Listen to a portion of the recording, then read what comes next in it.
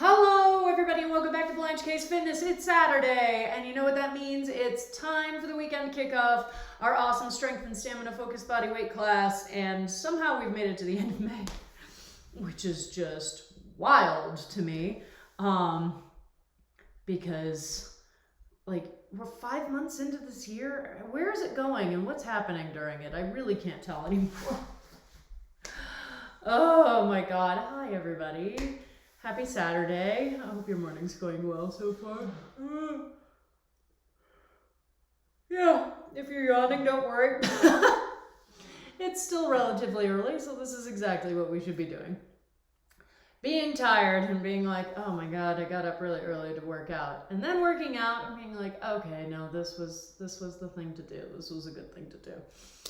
But yeah, we made it to the weekend.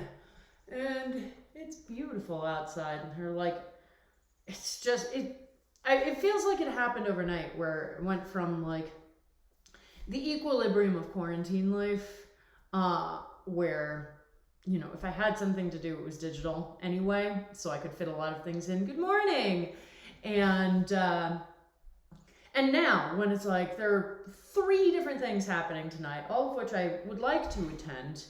None of which I'm going to be able to be at for particularly long. And I'm just like, there's too much. There's too much to do now. I don't know what to do with myself here. So yeah, if you're having that struggle right now, I feel you, because suddenly everybody's doing things again and they want you to go out and do it. And you know what? I think now is a good time to remind myself, and also to remind you, that this is going to be a process, and it's probably going to be a slow one. And if you're not ready, if you don't have the mental energy to be going out and doing things yet, that's totally fine. Or if you get out there and you're like, ooh, I thought I had energy, but I don't.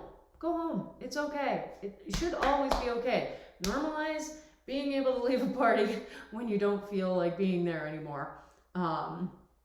Because it just we're not good at doing that, and then we feel obligated to stay at things longer than we should, or longer than we want to, and then that just throws off everything. So yeah, we'll see how many things I actually end up going to tonight. I am going to be going to a play tonight. That is a definitive, and that'll be exciting. It's the same show that I worked tech for last weekend.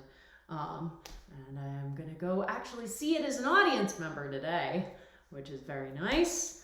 And then I have a couple of like housewarming and birthday party type things to decide between. We'll see what happens. Oh my gosh. Yeah. If I can stop yawning. Which I will. I'm sure I will. It'll happen any second now. But here we are. We've made it to Saturday. We've made it through another week. It's a little bit more of an exhausting week than I was expecting, but we made it through, and that's the important thing. Yay! And now we're here. Now we're here at the weekend kickoff, which is just always a fun time. So, you know what?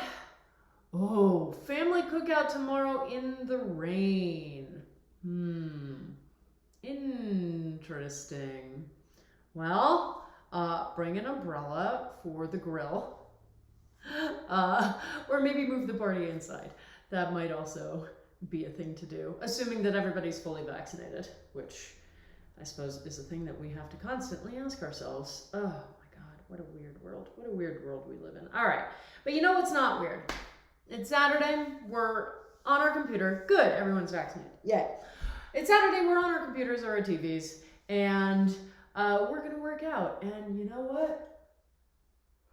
We're going to work out in our homes, which means that we do not need to worry about anyone else's vaccination status. Specifically, yeah, nice. That's smart. That's good. It's good to hear stories about people being smart about their, socializing and when they're actually doing these types of gatherings. So I'm very pleased to hear that, and I hope that it's an awesome event, rain notwithstanding. But yeah, we don't have to worry about it. There's no one in this room but me. Hey, yeah. So let's get started. You know, Saturdays are always early enough that I feel like my patter brain hasn't fully turned on. And my sleep's not been great this week, and that impacts it too, obviously. Yeah, I feel like I'm far more likely on Saturdays to be like, I got nothing left to say, let's just start class. So let's just start class. Let's do our pre-class checklist, my friends. Make sure you have your water in whatever vessel you are using. You've got your comfy clothes on, whatever that means to you. You've got your mat or mat-sized space on the floor, and if you use a fitness wearable, now's the time to turn it on to a high-intensity interval training setting. Now's the time for me to put Do Not Disturb on all of my machines so that our alarms are not getting interrupted. All right, my friends. I'd say, oops, there we go. We figured it out. I figured it out. It's all okay. I'd say it's time to get going. So let's warm up, and let's really take this warm up as the boot up sequence it's supposed to be. Good God. I feel like it's important for me to not shy away from my need to yawn at these classes, because you know what? We're not always full of energy and raring to go when we post up for exercise. Sometimes we're just kind of tired. All right, hiya. Shall we work out, my friends? Shall we take just a couple of deep breaths just to center ourselves? We're here. We're on our mats. Sit on your mat, cross-legged real quick. Just take 2 deep breaths. That's it.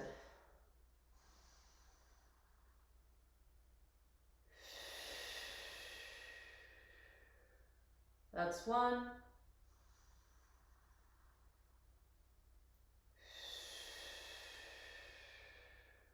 And 2. We're here. We're grounded. We're going to warm up and slowly boot up all of those systems, all those sequences. So everybody get that last big yawn out. There we go. And then on your mats, on your backs, 1 foot cross over the opposite knee, and as soon as you hear that horn go off, we will begin with hip rocks and bridges. Hiya. All right. I feel like the room, this is already a green room because of the paint, but I feel like the room is even greener now that the leaves are back on the trees and getting that light reflected into the room. It's just really funny. Just like everything is sort of green around me, which is nice. Always a nice thing. But yeah, here we go. Kicking off that warm up, and yes, taking it easy. We are not here to dive immediately into full-on intensity. We are instead giving ourselves the opportunity to actually warm up. Treat this as a boot up sequence. Wake up our brain, let it know that it's time to start sending electrical signals to our muscles. Wake up our muscles, let them know that it's time to start jump-starting all of our energy production systems that we're going to need for this. And, just feel the movement, start warming up the muscles, start getting a little bit of stretching in. We do our active stretches in the warm-up rather than trying to start with static stretching, which when your muscles are still cold is not that great for them. So we start with exercises that are more on the spectrum of active stretching or just easy exercises to perform that aren't going to be super intense, like our leg sequence that we're going into, starting with Jane Fonda. This is not an intense exercise, or it doesn't have to be. Obviously, I could be lifting my leg really high up, and that intensifies the impact on that muscle group. But again, this is the warm-up. So we are not feeling the need to push to 100%, 110%, 120% of capacity. We're just trying to focus in, get ourselves centered in paying attention to our form. So making sure that I'm nice and balanced up on this hip, making sure that my body's in a nice straight line. You can use the long edge of the mat if that is something that's hard for you to figure out. We're working on training ourselves with that spatial awareness, which is so critical for exercise. Having the understanding of where you are in space and where your individual limbs are in space, and how their positioning relates to the positioning of all of your other limbs. All right, this is one of the most important things for us to work on. And it's hard to specifically train other than by reminding you to be aware of it. You know, reminding you to, every time you settle into a position, sort of try and take visual stock as much as you can. And obviously, it's one of the sad things about not teaching an in-person class is that I can't be going around and going, okay, you know, you want to tweak this thing, you want to move this thing, and you see how that feels, that's how it's supposed to feel. So you have to do that work for yourself. And one of the ways that can be really helpful, we talked about this like a week or two ago, I think. One of the ways that can be really helpful in helping us to train ourselves is taping your workouts. You know, we've all got smartphones. Throw your smartphone on a tripod or lean it up against a wall and just try and video one of your workouts. And then you can go back in and look and be like, okay, so where I thought that I had that nice straight line, it looks like I was actually pulling my leg forward a little bit. So, all right, let me lie down. Let me see how that feels when I'm not really paying attention to it. Okay, now let me see what happens if I try and pull my leg a little farther back while I'm doing this exercise. You know, it just essentially gives you that external view that usually I would be giving you, you know. Usually, the point of doing in-person classes is for me, the teacher, to give you that external view and be like, okay, here is where I'm seeing some opportunities for improvement with your form. You know, it's not, even if I am in the room, it's still a good skill for you to use. And, you know, I think we also talked in the same conversation like a week or two ago. One of the reasons that so many weight rooms, fitness rooms, dance studios have so many mirrors is because it does give you that opportunity to see what's happening in your body and to be able to have as many different sort of inputs of information, because everybody learns differently.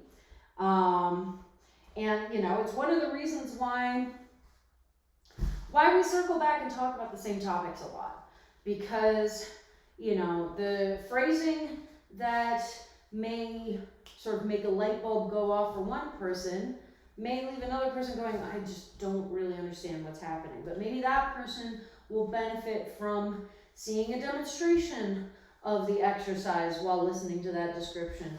Or maybe they'll benefit from watching themselves do the exercise in a mirror or in a video, and then thinking back to notes that I've given on the form and being like, oh, that's where I need to tweak something. You know, we all have very different ways of processing information, and so we want to we want to try as many of them as possible, because it doesn't matter how long you've been doing any type of activity. There are always opportunities for improvement, and there are always places where you sort of settled in and figured that you knew what was going on, that you can circle back to and go, oh, I didn't really know what was going on there, did I? You know, all of this is a lifelong process, as it should be. Keeps things interesting, gives us more to learn, to grow with, to explore, and I don't know about you, but I really like that idea. So yeah, that's my weird, like, maybe not homework, but recommendation for you for the next week is think about, maybe the next time we do class, think about setting up some sort of camera and just recording your workout and then watching it back and going, oh, okay, so I really need to tweak this here, or interesting, I thought that I was in this position, but it turns out I was actually a little bit more, you know, contracted than I was expected to be, or what have you. And that will absolutely help you to get more information on your form, and that's always super useful. Having the webcam set up and the VODs for these streams has been really useful for me, definitely, in terms of improving my own form. And I know that I still have plenty of improvements that I can make. There's still plenty of areas that I could dive into a lot more intensely. So, yeah, if you're coming to this stream, then I want you to be ready for lifelong learning, because that's our goal. Our goal is to keep working on this stuff, keep thinking about this stuff, keep enjoying the process of getting stronger, getting more stamina, getting more energy, and also, as the complement to that process, enjoying and digging into the process of honoring our rest time, treating it as just as important as our exercise time, all right? There are just so many things for us to explore. All right, squat time. Making sure those knees are going straight over the feet, so we're not having them cave towards one another. Alrighty, and just enjoying. And if you're not able to do the squat without your knees trying to cave in like this, then narrow your stance a little bit. Test it out. All right, cool, I can maintain that here. So I'll do this squat in this position for however many classes, however many days or weeks, until I feel like I've strengthened up. And then I'll take it back to the wider position and see if I'm able to better maintain it that time, all right? Another exercise where having eyes on you, having a camera on you can be super useful. And now we're doing our Samson stretches. Let's really focus in on keeping those hips squared to the front, yeah? So we don't want,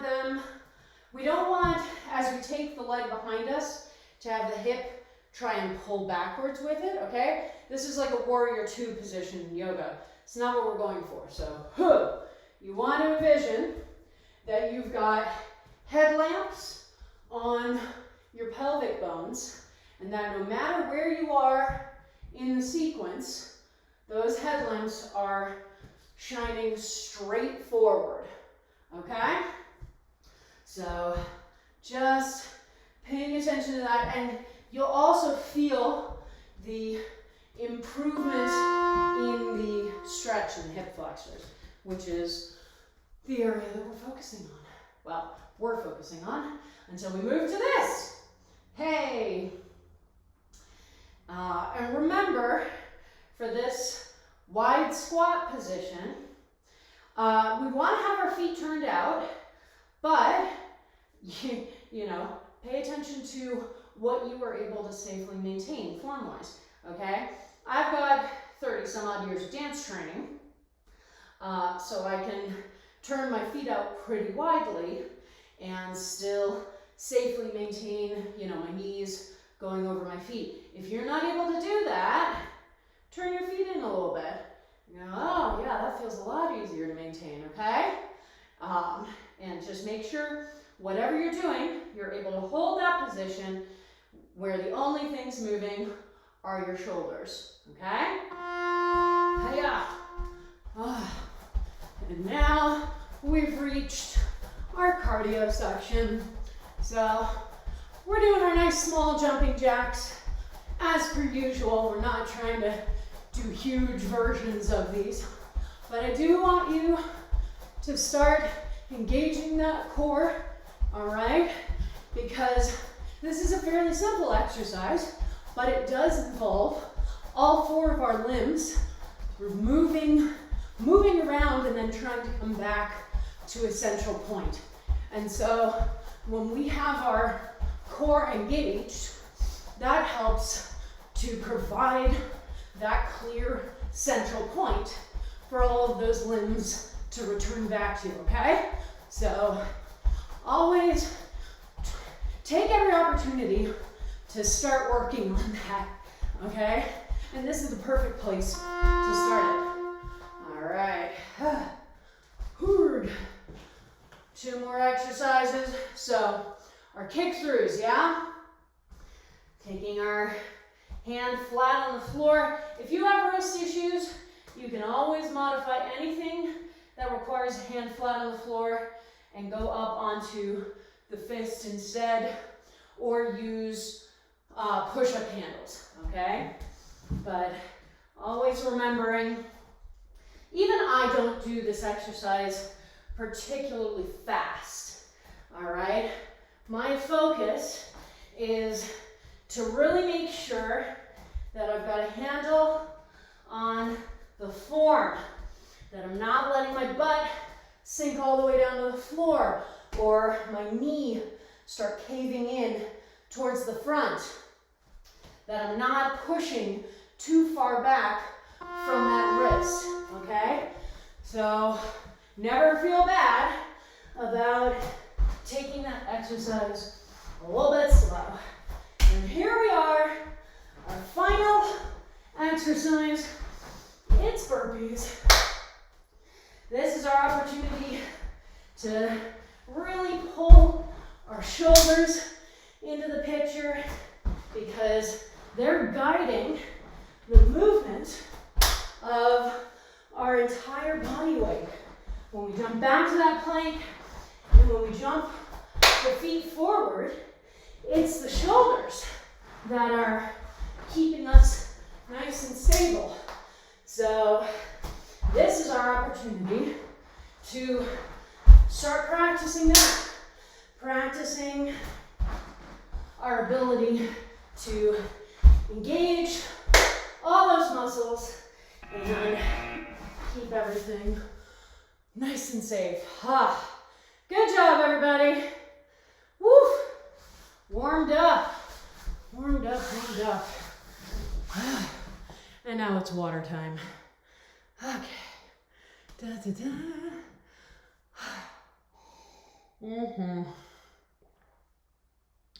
Woof. All right.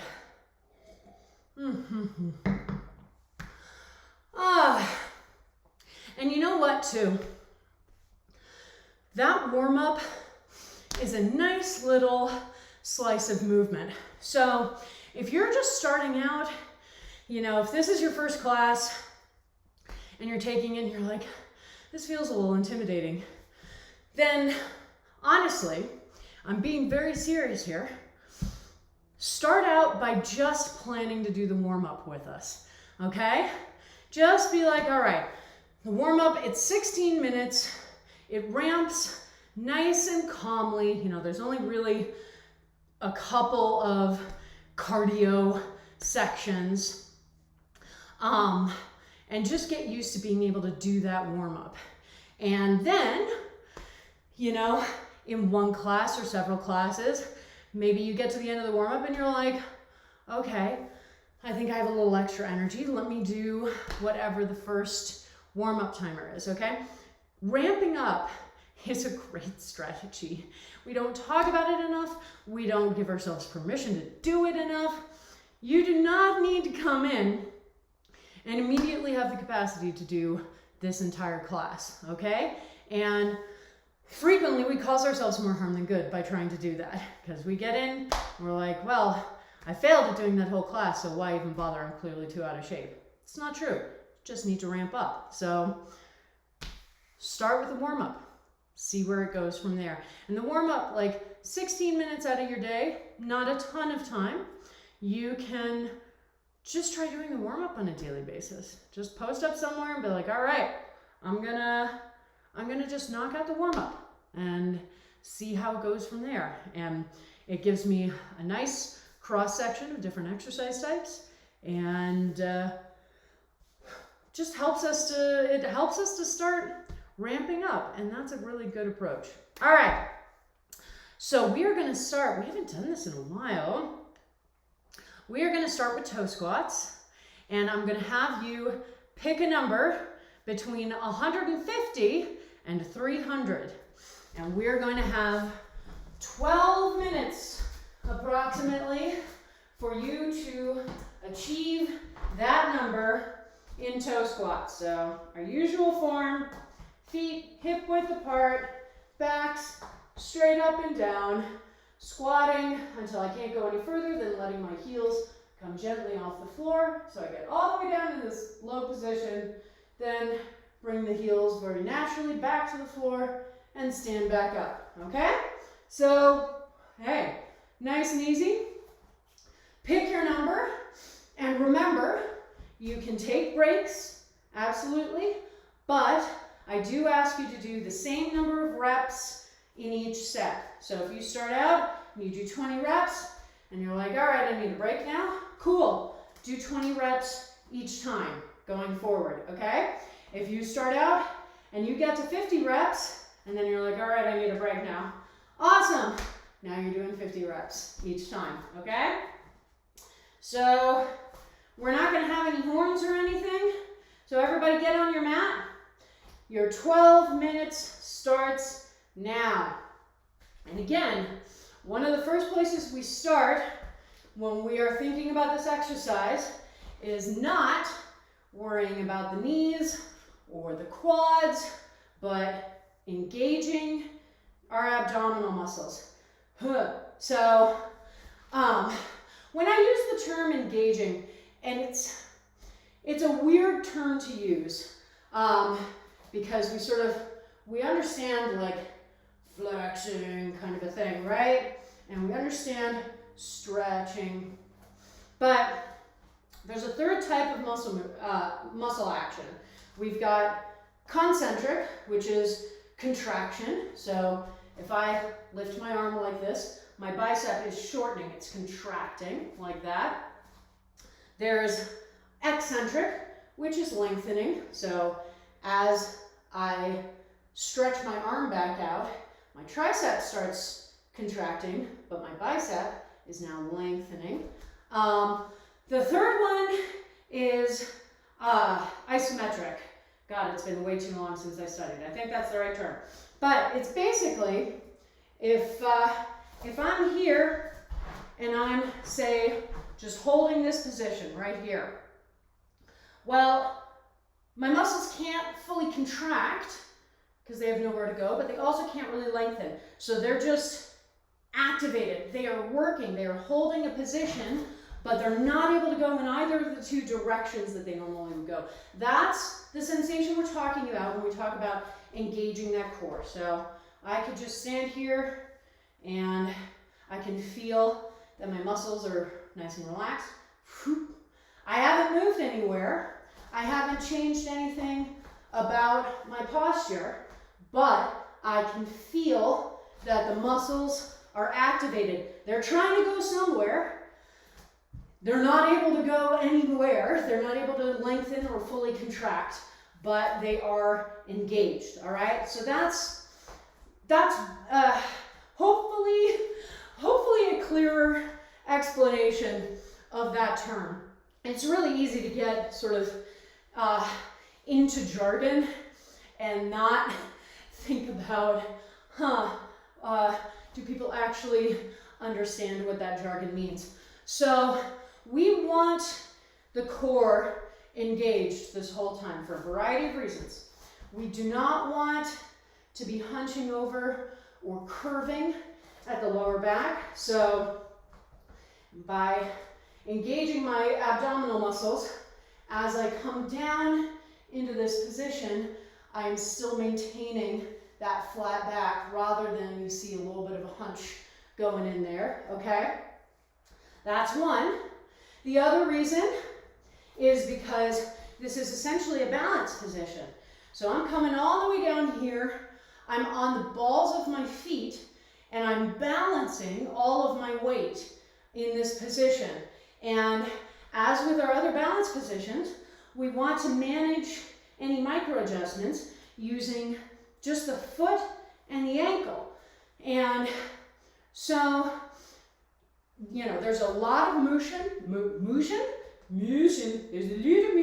there's a lot of motion in this exercise. Goes all the way down, and we've got our arms moving, and if our torso is sort of free to go wherever it wants to, then that is going to make it far more likely that we get pulled off our balance, or worse. So before you go anywhere, engage those core muscles.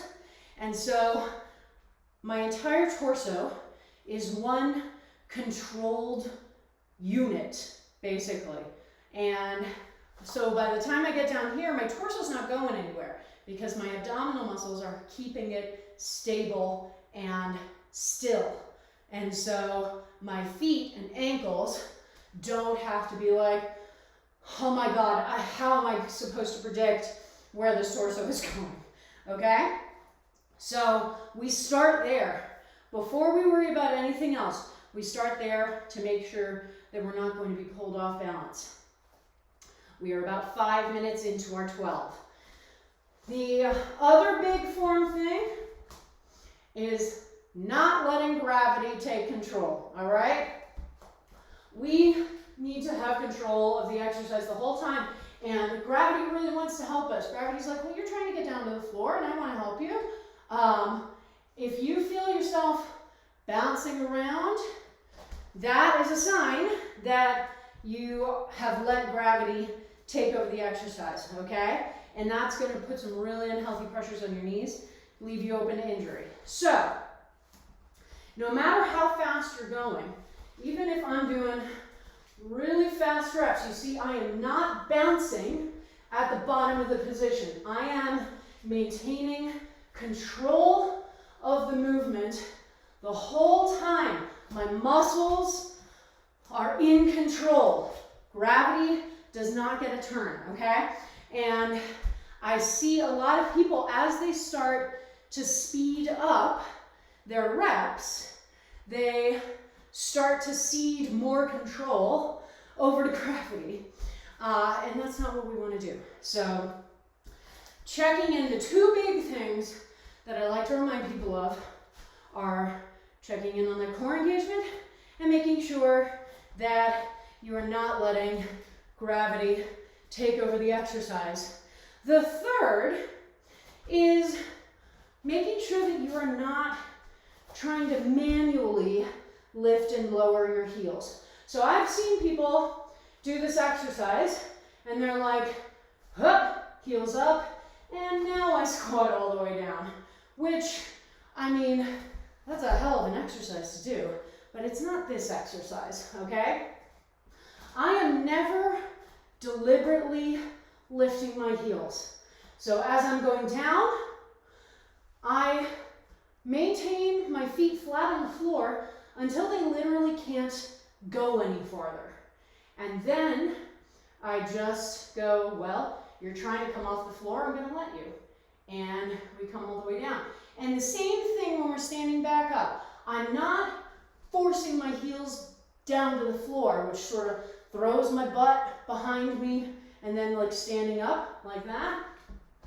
I'm still trying to keep my back, my torso as straight up and down as possible. And as I start to stand, the heels just come down naturally, okay?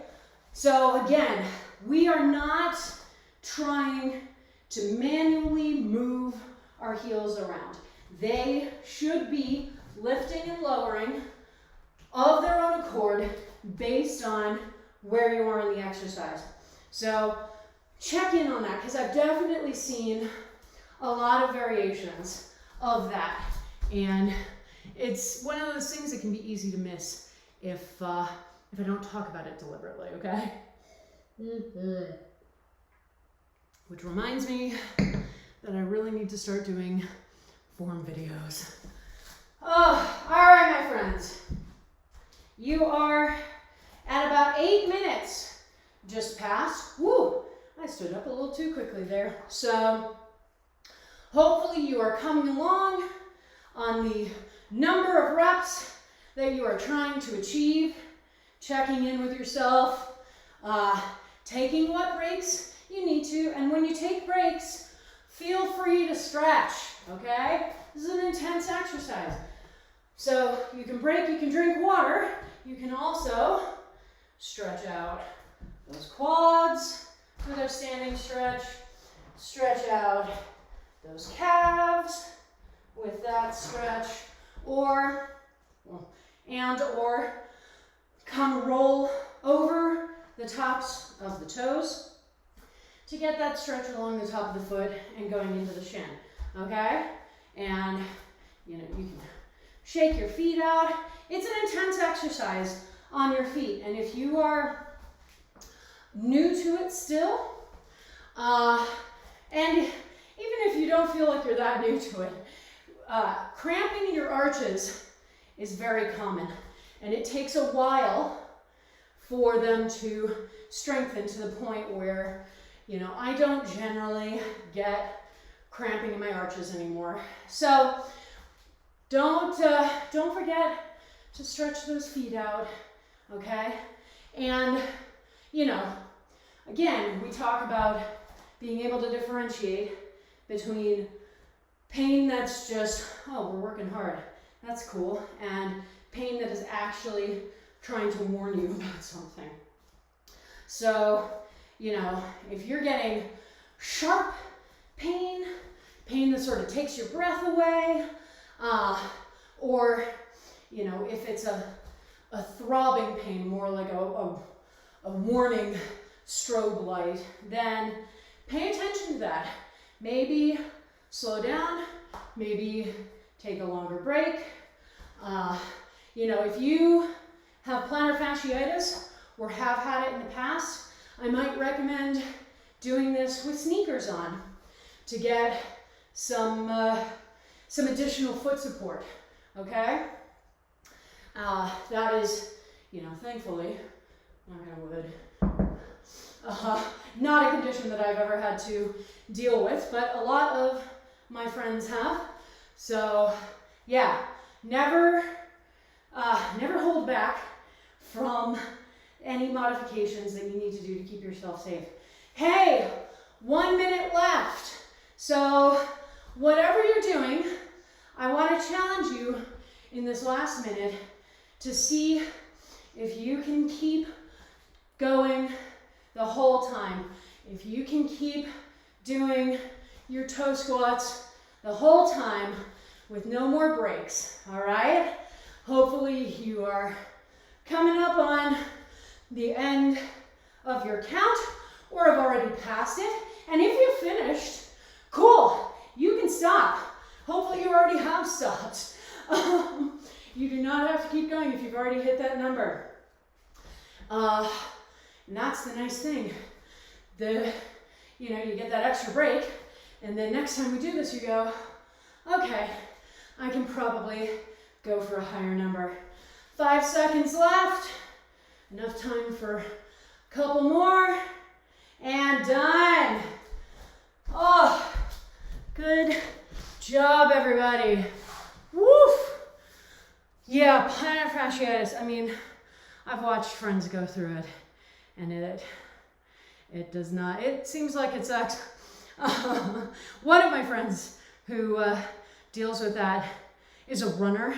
Like, that's her preferred method of exercise.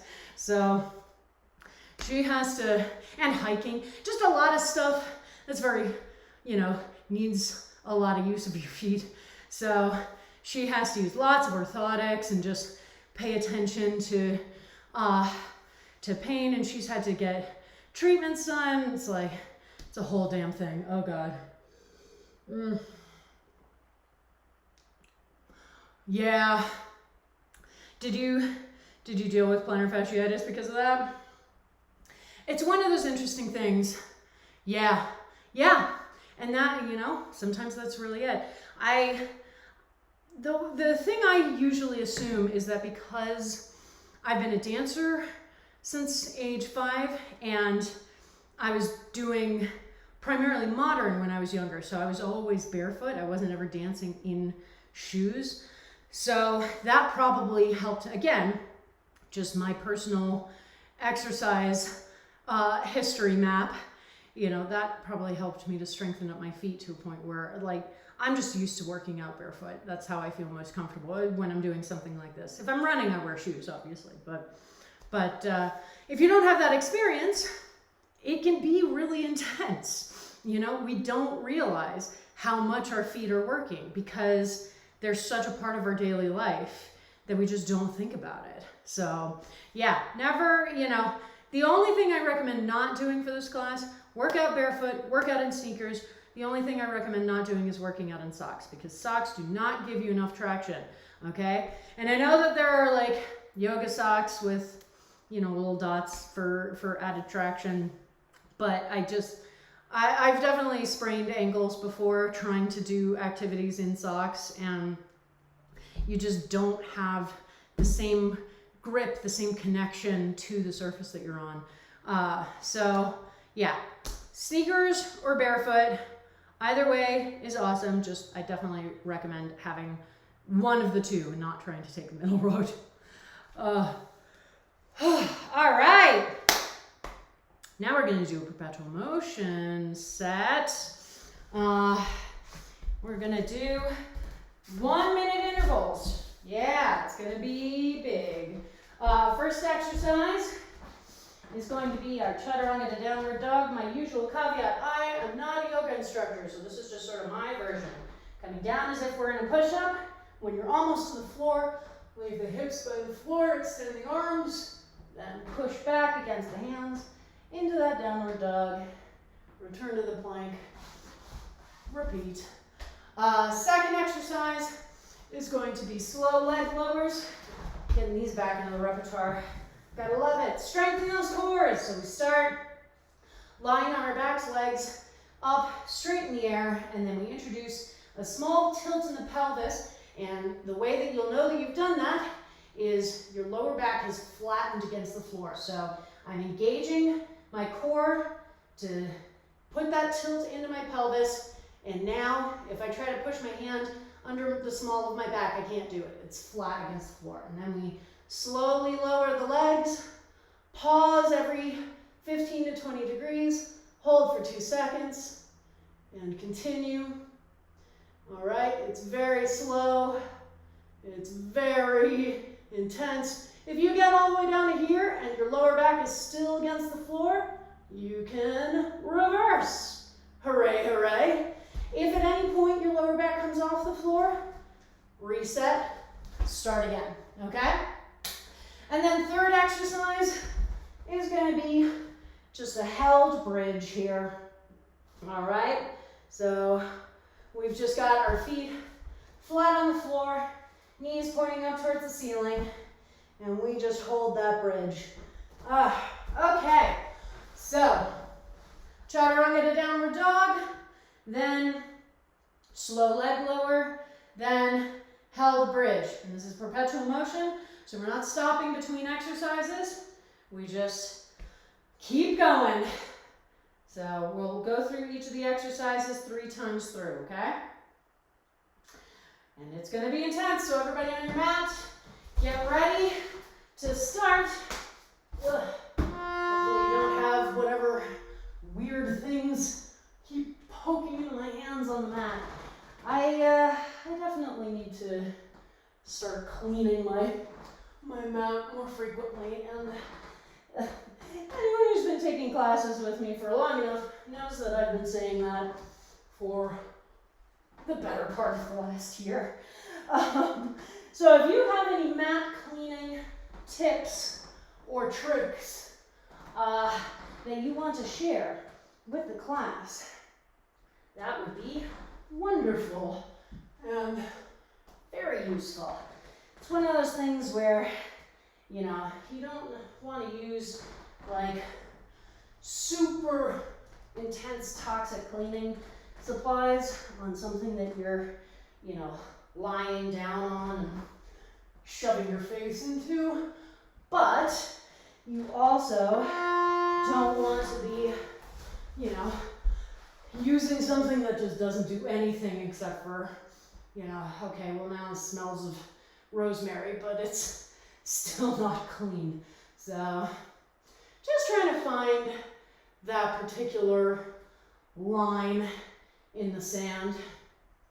And, you know, it's nice because if you're in a gym, you absolutely do use those much more intensive industrial cleaners because you have so many people using the equipment, going in and out, and you don't know who they are or what their health status is, so it's just safer to use those types of things. But here, we are just in our houses. We know exactly who's using this equipment because it's us. So we don't have to go quite a scorched earth, for lack of a better term. Woo! Slow leg lowers. I love that exercise because it is both a really good gauge of your core strength and a really great exercise to improve your core strength. So it's doing double duty. That was, I think my mentor turned me onto that one, and that is an exercise that I really, really enjoy. And I've certainly felt the difference for myself since I started doing it. And, you know, I talk a lot when we do core exercises about making sure that you're not compensating with other muscle groups instead of actually using your abdominals. With the slow leg lowers, you really can't. There's not a good way to compensate with other exercises. If you're truly keeping that tilt in the pelvis, that back flat against the floor, there's no way to do that component of it without having those core muscles super engaged. So it's a really good opportunity to work on that core strength with an exercise that's not going to make it likely that you end up like with your neck stiff, because that happens a lot when we're doing like more crunch type exercises. People compensate by trying to pull themselves forward with their heads, and then they're like, yeah, I didn't feel it in my core, but my neck's really stiff. It's like, well, yeah, because you were using a totally different muscle group to try and get through that exercise. So just things to think about. Things to think about as we are going along. Oh my goodness. So we're in our second round, and perpetual motion is intense. You know, I don't pretend otherwise. We don't get the same breaks that we do in a Tabata. So we have to be able, we have a new component, an additional component to every exercise that we do, which is being able to keep moving the whole time, and then when the timer goes, to keep moving. and to not stop moving until the very end of the timer. So, you know, it is unlike, like, if we were doing a 45-15 Tabata right now, it would be the same overall amount of time on the timer, but a ton of that time goes into rest, you know? So a ton of that 9 minutes is not actually doing the exercises themselves, but resting from them. Whereas this is just straight up 9 minutes of intense exercise. And that's why when we do these perpetual motion sets in particular, you want to make sure that you have a good diversity of different types of exercises. So you're not working the exact same muscle groups over and over again for 9 minutes. Okay, so even though we're moving the whole time, we're still getting to rest the different muscle groups that we're working in each of these exercises through some of the other activities. So, you know, we're coming back around to our last run of the chaturanga to downward dog. We've had a nice opportunity to rest our arms. These last two exercises haven't needed any engagement from our triceps. And now we can come back in and, you know, we're not starting fresh technically, but we have some energy built back up into our arms. So there's almost always a method to the madness.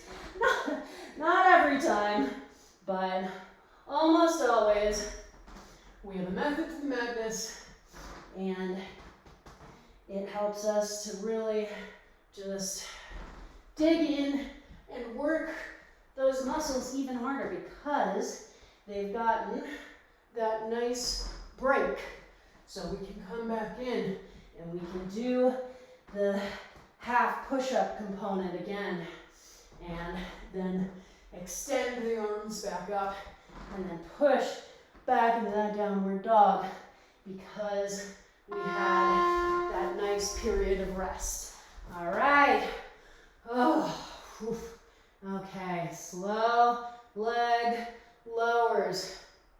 Yeah.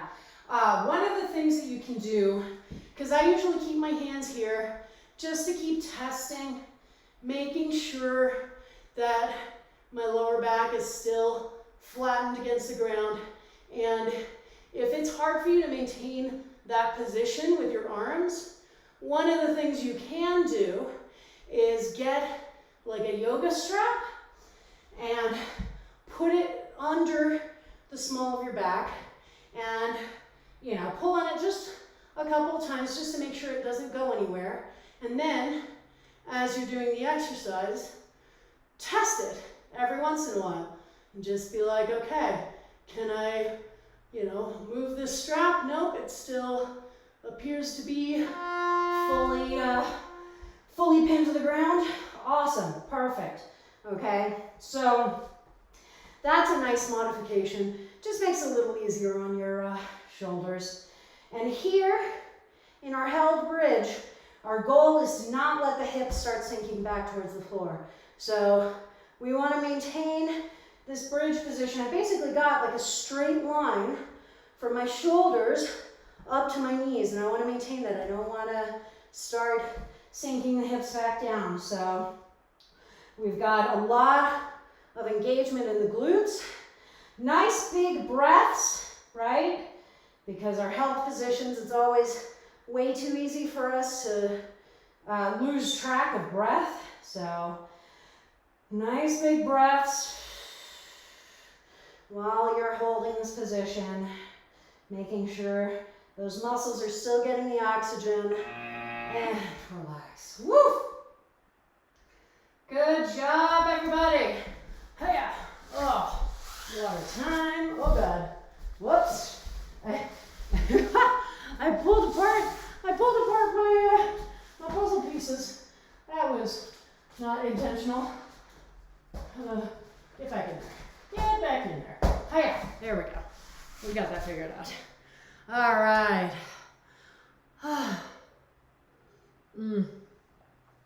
Arch bands, yeah. Yeah, a lot of dancers use that too. It's It's just all about paying attention to what you're feeling in your body and making sure that you're supporting yourself however you need to keep yourself as healthy as possible, reduce the risk of injury. All that stuff I talk about every single class, but it's so important, okay? All right, now, speaking of 45-15 tapatas, that's what we're gonna do. So same amount of time, but a very different structure to it. So our 3 exercises for this, we're gonna have squats with the knee raise, so taking our feet closer to shoulder width apart, squatting down, just a small squat, maybe 45-degree angle. So like I'm coming down to here, I think, and then standing entirely upwards onto one leg, lifting that knee, then down and other side. We just go back and forth, okay? Second exercise, lunge to the knee or elbow. So we take Samson stretch, similar to the warm-up, and then we do one of 3 things. Either just come down to this hand, come down to the hand, and then fold all the way down to the elbow, or bypass the hand completely, and then stand back up to the front, and other side. All right, and just go back and forth that way. And then third exercise is going to be our side-to-side planks. So from that plank position, let the heels come to the side, up on one arm, other arm reaching straight up towards the ceiling, then back through that center plank and up to the other side. Oh. All right, let's get that timer going, shall we? Shall we, my friends? There it is. Needs one more repetition on it. Oh my goodness, remember the first sound does not mean go, which is nice. It's a first for today. So that was our stop sound. And we chill, relax, worry a little bit that we haven't heard the horn. Oh, there it is. The 15 seconds always throws me off. All right, so again, speaking of our core sort of tying into almost everything we do, lifting that knee, we are going to pull up a little bit using the lower abdominals. And we want that overall stability.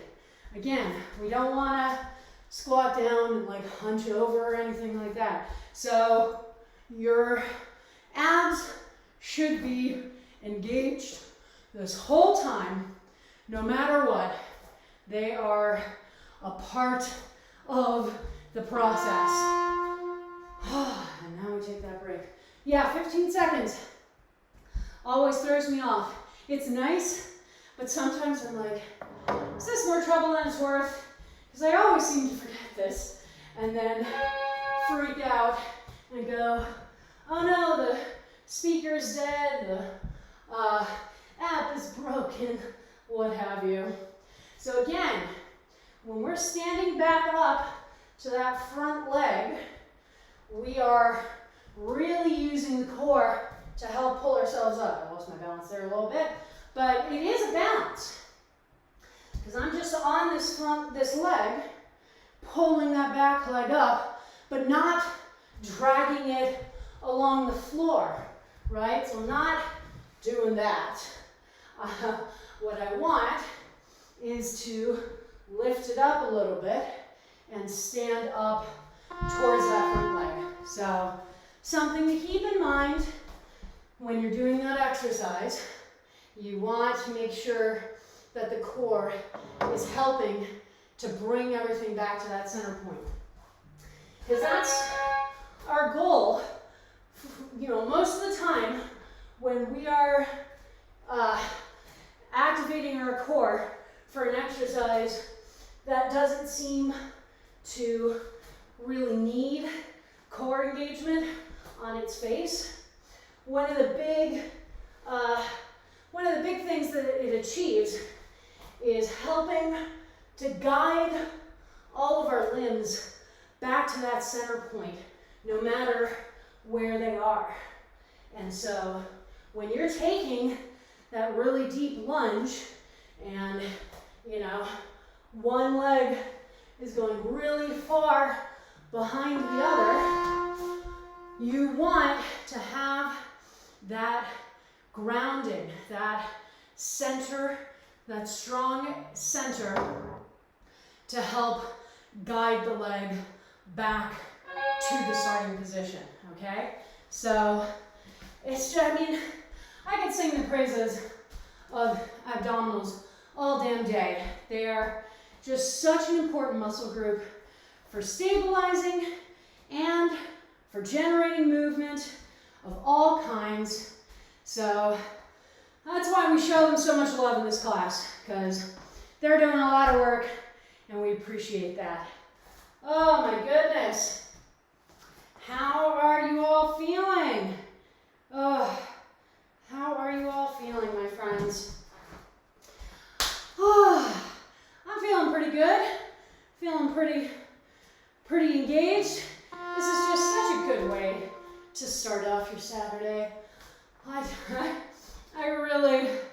really do love this this process as our Saturday morning kickoff. It feels really nice to get started with that demonstration, I guess, of what we can do, of what we can achieve. You know what? We're barely out of bed, we're yawning so much, and yet, we are working real hard.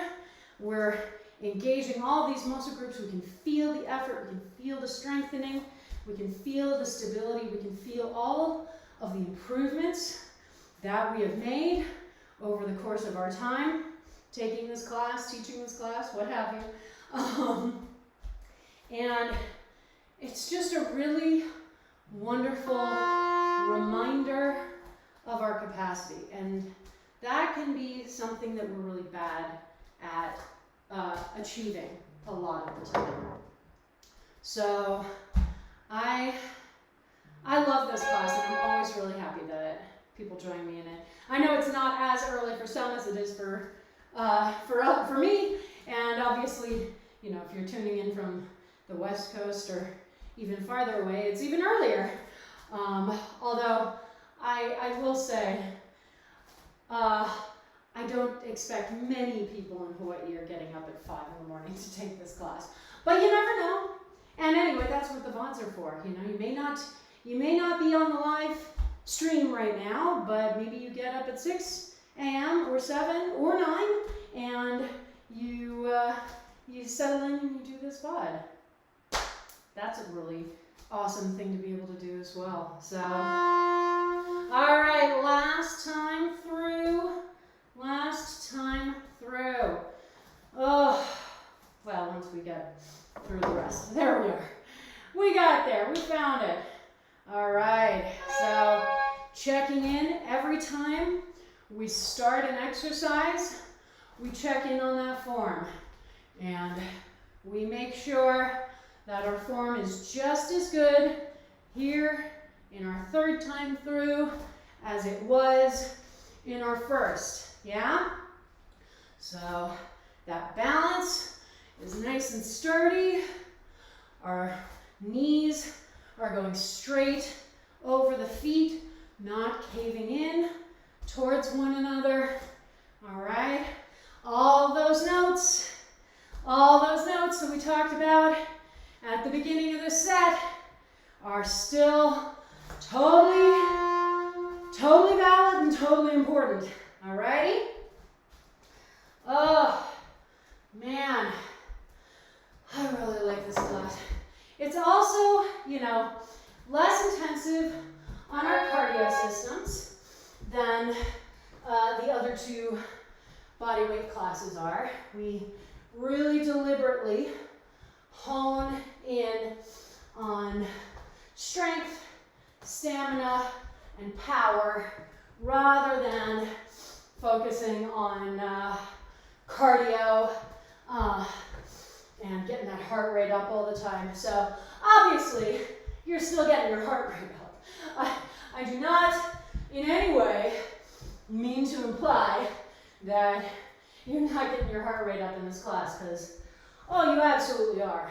But it is not as intensive, and I like that for morning class. I like that for waking up and just, again, you know, working through our boot up system or sequence. This class, this entire hour, is our boot up sequence for the day.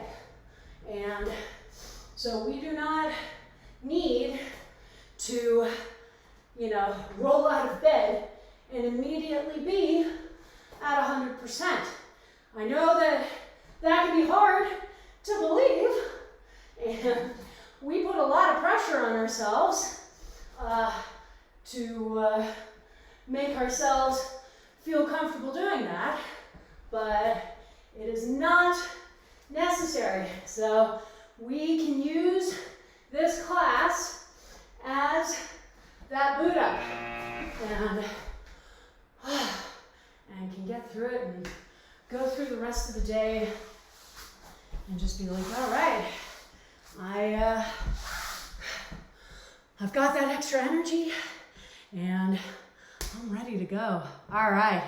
My thighs are fairly unhappy right now. That's fair. We've done a lot of squatting today. Well, they're not going to be happy with me for this next thing then. Just consider this the leg day that we didn't do yesterday. Yesterday was arms and a little bit of core.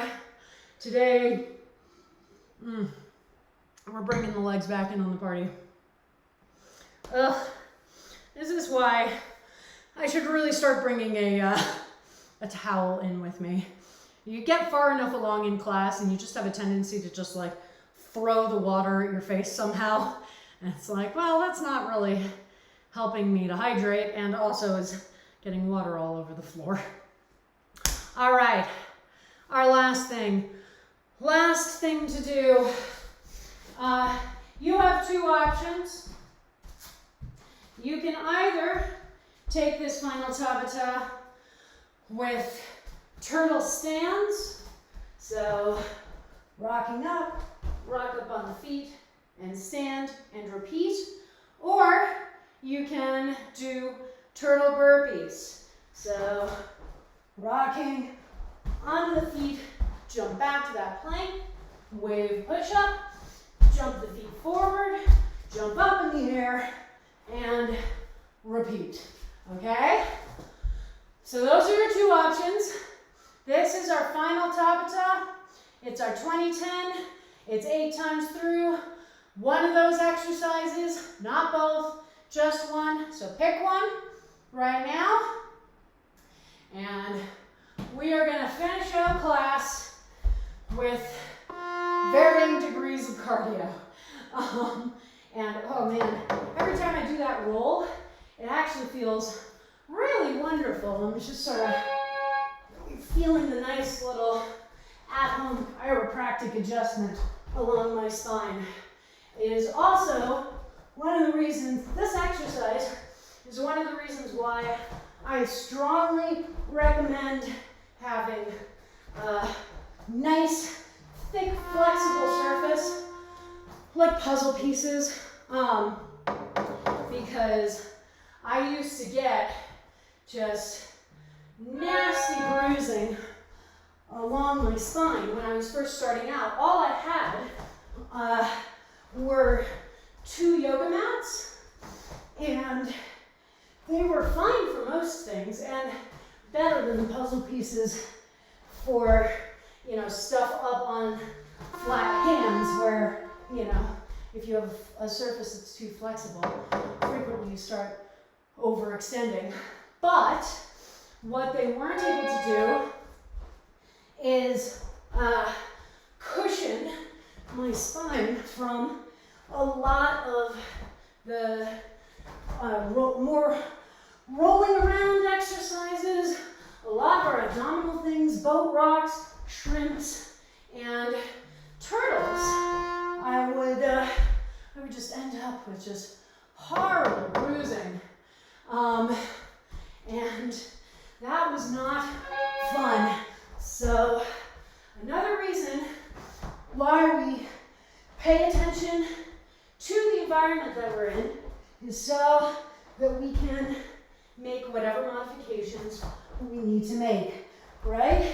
So if I'm traveling and I'm doing this class somewhere, you know, in a hotel room or something, and I don't have a nice soft surface, I would probably avoid doing turtle exercises, because it would be very likely that I would end up bruising myself a little bit. All right, 3 more intervals, my friends. So I chose to do turtle stands because I'm really liking taking this this centering through class, so that, you know, it wasn't an intensive cardio day for me. I was really focused in on that strength, on that stamina, and that is how I wanted to end class, and I'm enjoying it. But the reason that we have the option of doing those turtle burpees is sometimes it is nice to end class on a bit more of an intensive note, on a bit more of a cardio note, and just move through the remains of that energy and, you know, be like, all right, I've hit the pinnacle. I'm ready to go into the rest of the day. So whatever choice you've made, we're in our last set now. We're, you know, checking in on that form, and we're patting ourselves on the back because we have made it through an hour of class. We've woken up on a Saturday morning, and now we will get to stretch. Oh, and we're going to start with quad stretching.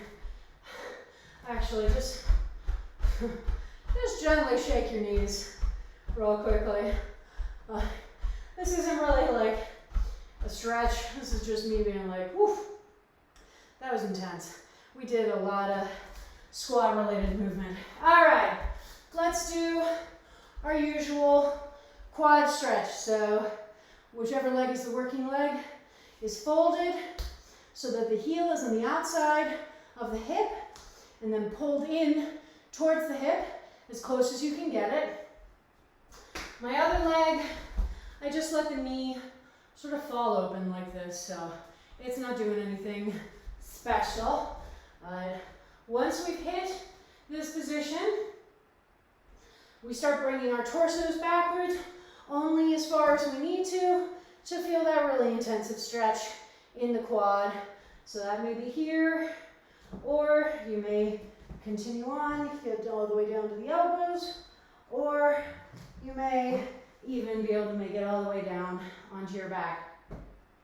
Be honest with yourself, whatever you decide. Once you have found that position, just take a second to settle into it. So I've got to let my lower back relax. I've got to let my quad safely lengthen out. That's one of the reasons we move slowly, so my quad isn't there trying to contract those muscle fibers. And now we're going to take 4 deep breaths. Each time we inhale, visualize the oxygen going to wherever you're feeling the most intensity of sensation. And each time you exhale, just try to settle a little more deeply into the stretch. Here we go.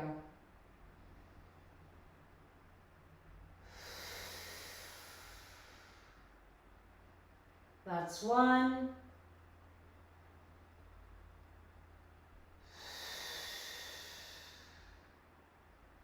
That's 2.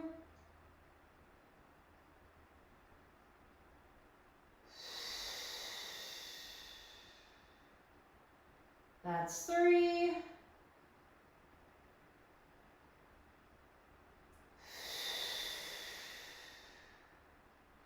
And 4. All right. Now, carefully bring ourselves back up to seated. Don't unfold this leg under its own power. Take one hand to the knee, one hand to the ankle, lift and manually rotate and extend in front of you. Bring the other leg to meet it. Now shake out those knees a little more vigorously. And then we flex the feet and point and flex and point and circle the ankles in one direction and then the other direction. And now other side. So all the same setup notes. Remembering as we bring ourselves into the position on this side, slowly, remembering that as we are not symmetrical creatures, it is entirely possible that you may be able to go farther on this side or you may not be able to go as far. Either one is fine. Just be honest with yourself, okay?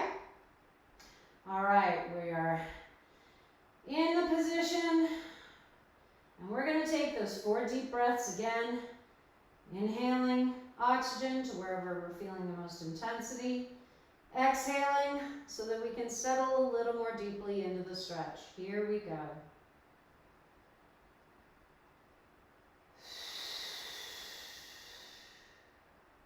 That's 1.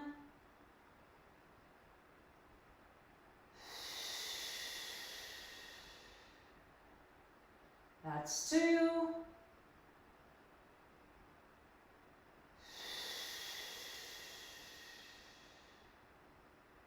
That's 3.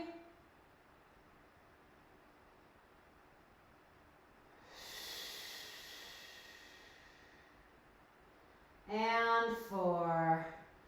And now, slowly and carefully, back up to seated. One hand to the knee, one hand to the ankle. Lift and manually rotate and extend. Bring that other leg to meet it. Shake out those knees. Then flex the feet and point and flex and point and circle the ankles in one direction and then the other direction. All right. And now let's do just a little bit of hamstring stretching. So let's take a wide position with our legs on the mat. How wide is up to you, but you need to be able to keep the knees turned out so that they are pointing straight up towards the ceiling. So as with everything else, we don't want them caving forward, all right? So that may dictate how far out you can take the position, all right? And then we're going to turn both of our shoulders towards one leg, and we are going to fold ourselves over that leg. You want to not be clenching the knee or the quad, so make sure that knee relaxes. You might have to let it relax as you're leaning over.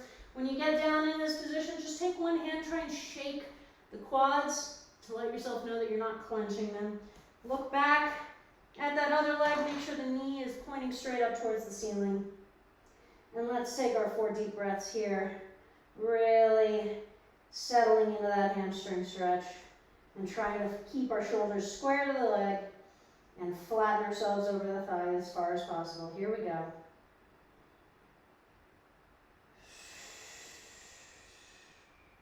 That's 1.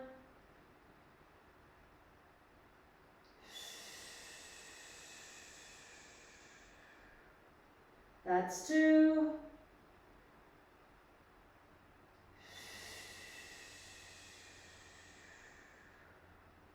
That's 3.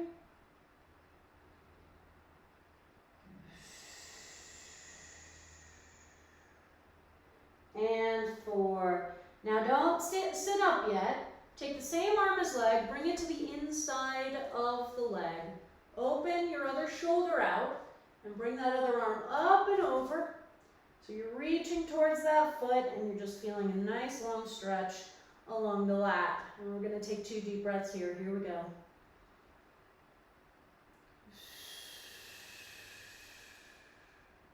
That's 1.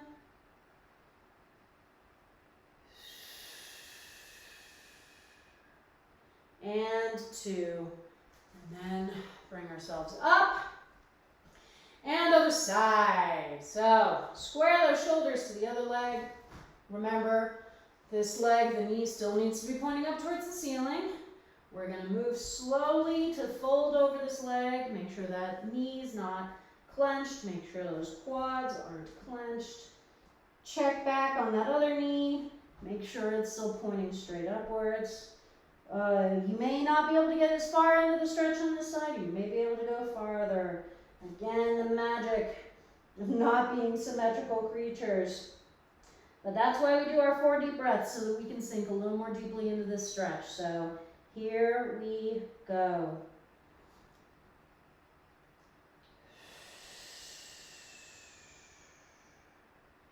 That's 1.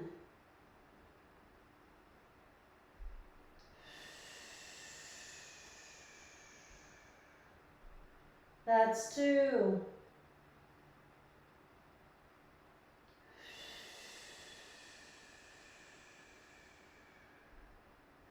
That's 3.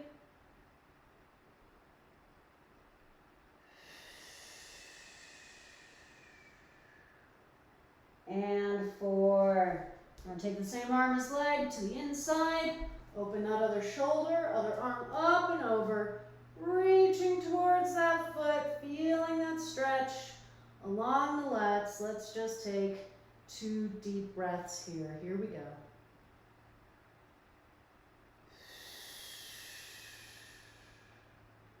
That's 1.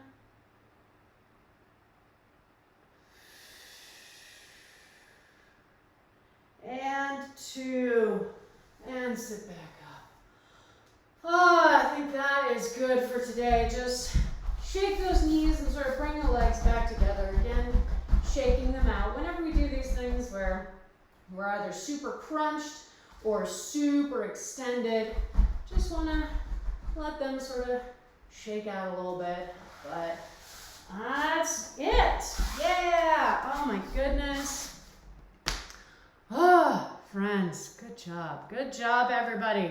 Hopefully that stretching made up for the number of squats I made you do today. Oh, and it is a beautiful sunny day here, but with some lovely cloud cover in the sky. So who knows what the day will look like going forward. Yeah, I mean, flexibility is a huge thing, and that's fine. Again, we ramp up.